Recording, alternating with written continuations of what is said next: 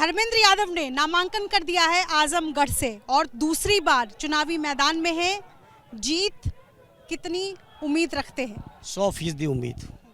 और आजमगढ़ की जो समाजवादी विचारधारा, श्रद्धेय नेताजी के रिश्ते, चौधरी चरण सिंह जी के रिश्ते, आदरणीय अखिलेश यादव जी के काम, समाजवादी पार्टी के काम और जो दिली रिश्ते हैं, उसको मैं शब्दों दे नहीं पा रहा हूँ कि किन शब्दों में उन रिश्तों को बयां करूँ।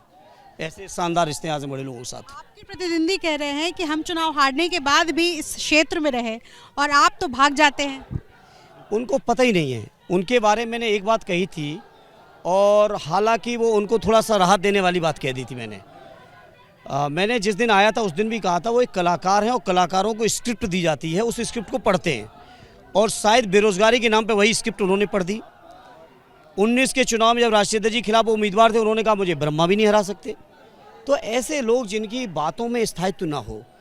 अभी कुछ दिन पहले उनकी गुरुजी के साथ एक वीडियो वायरल हुई। मैं आपसे अपील करूंगा कि आज का एफिडेविट ज़रूर पढ़िएगा, जिससे कम से कम ये पता चले कि वो अपने गुरु के सामने सच बोल रहे थे क्या या रिटर्निंग ऑफिसर के सामने सच बोल रहे हैं। ऐसा क्या हुआ है?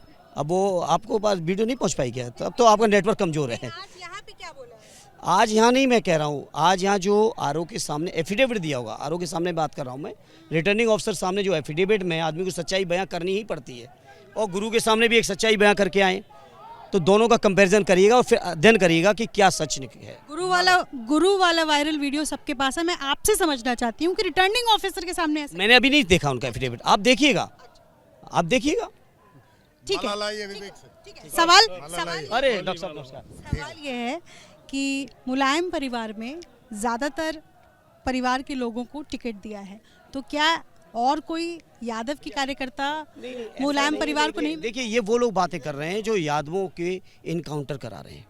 एक भी उत्तर प्रदेश में किसी की पोस्ट पे यादव नहीं है, एक भी किसी चुनाव की ड्यूटी में नहीं है, एक भी कप्तान नहीं, एक भी डीएम नहीं, एक भी डीआईजी नहीं, एक भी कमिश्नर नहीं, एक भी आईजी नहीं, एक भी इम्पोर्टेंट पोजीशन पे जो लोगों ने यादवों की उपेक्षा की हो, जिन लोगों ने यादवों के इनकाउंटर कराए हों, जिन लोगों ने यादवों को जेलों में भेजा हो। अगर मैं आजमगढ़ में खड़ा हूँ तो यही रमाकांत जी हमारे जेल में 1.5 साल से, हमारे विधायक, 4 बार के सांसद, 5वीं बार के विधायक।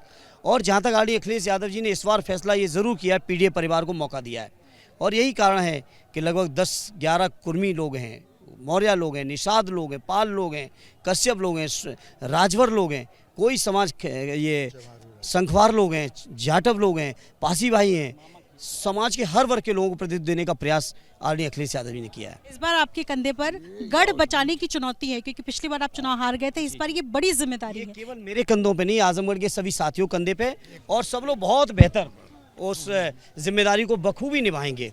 हम तो एक सिंबल मात्र हैं। क्या जनता से आप अपनी पूरी बात पहले कर लीजिए। सिंबल हैं, बाकी तो यहाँ के जनता और समाजवादी साथी जिताएंगे।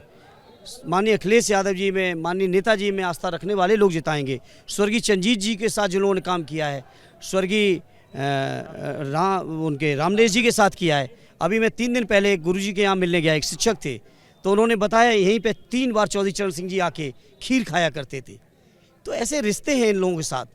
उन रिश्तों की बुनियाद पर, उसी परंपरा में दूसरी, तीसरी, चौथी पीढ़ी के साथ हम लोग न केवल राजनीतिक रिश्ते नहीं हैं। मैंने पहले दिन भी आके कहा था, आजमगढ़ मेरे लिए लोकसभा जाने का रास्ता केवल नहीं है, वो तो उसका होना ही होना परिणाम, लोकसभा तक लोग पहुंचाएंगे ही।